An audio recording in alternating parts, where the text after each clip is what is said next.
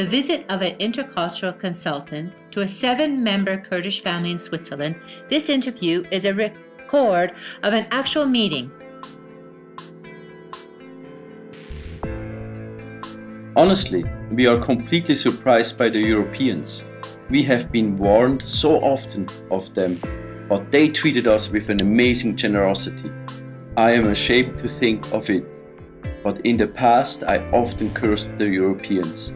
That was completely wrong. Cursed? Yes, we all said Allahumma together. Curse the unbelievers, make orphans and their wives widows. Dear, these are prayers. How does someone come to pray like that? Well, we did not think anything of it. The prayer speaker repeated these words many times. We just said Amen until we knew it by heart. Actually, it meant the Jews with whom we were at war, then the Americans and their allies in Europe. We thought they must be terrible people who want to destroy our religion, and instead of worshipping one God, are worshipping more than one. And now, what do you think now? Well, now we are amazed how friendly the people are here. They are not so bad and liars as we thought. Look at this big house. They have given us that and teach our children with much patience.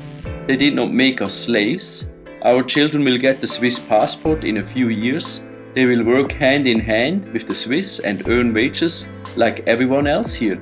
The only negative in this country is that you have to wait so long for an answer to the asylum application, but everything else is great.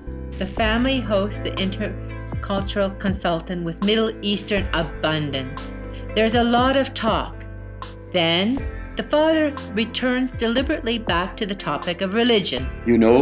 My doubts started back then when we were invaded by the terrorists. They killed thousands and enslaved many women. What really disappointed me back then is that no Muslim state has come to our aid. That's not quite true. Several countries have indeed participated with the US in the fight against terrorists. Phew! What did they do? They dropped some bombs, nothing more. If they really wanted to, they would have sent their armies and defeated the terrorists in a few weeks. Nobody helped us. On the other hand, thousands of fighters have come to the terrorists from all Muslim people. An uninterrupted influx of Muslims from all over the world has made them so strong. This is strange, as most Muslims say that terrorists do not represent true Islam. Yes, they say that, but secretly they rejoice that the terrorists are killing us Kurds, because in their eyes we've always been half Muslims. On the other hand, the love that we now experience here in Europe amazes us all the more. In fact, the Quran itself testifies that Christians are good people. Surah 57:27 states that there is kindness and mercy in the hearts of those who follow the Prophet Jesus. This is because Jesus never taught war and did not even defend his own life, but delivered himself into the hands of the enemy. How do you know? Is that all in the Quran? No, I read that in the Gospels. Oh, you read the Gospel? Yes, my daughter's schoolmate gave it to her, and since then we read in it. It teaches us to love our enemies and bless our curses. I was surprised to read such things there.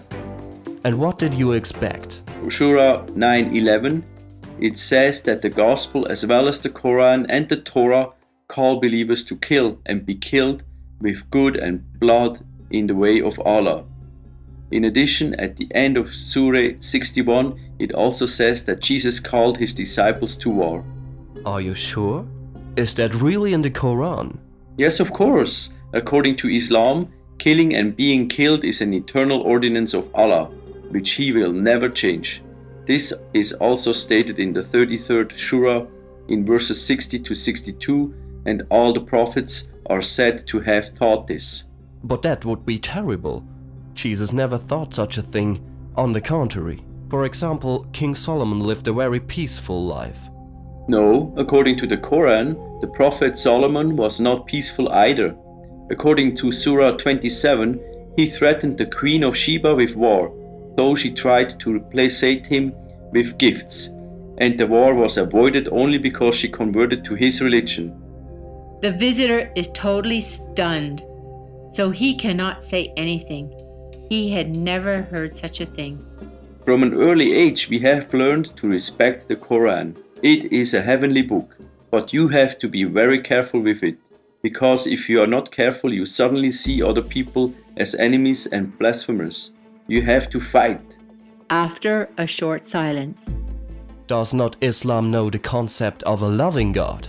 You know, our religion is very different. Allah has nothing to do with us, nor does He have to conform to human ideas of love. He can do whatever He wants. He is always right. But how can you then say Father to Him? No, we don't say Dad to God. That God is a father is frowned upon because it sounds too human. Oh. But God must have a tender side, something that touches the heart, or not? Look, according to Islam, God already loves people. Otherwise, He would not have created them. He also does good things for us every day.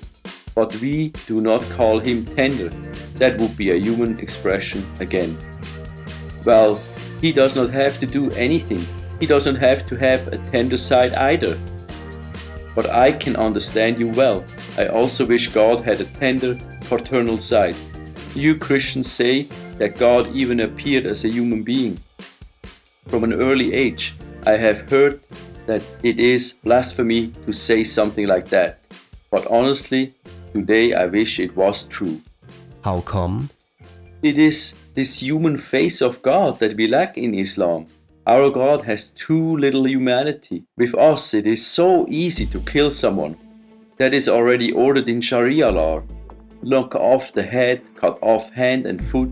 Shedding blood is sometimes even a good thing for us. We kill for the sake of blood revenge, hurt honor or religious fanatism. The Christian God, on the other hand, has become man himself and sacrificed himself for man, not only for his friends, but also for the enemies.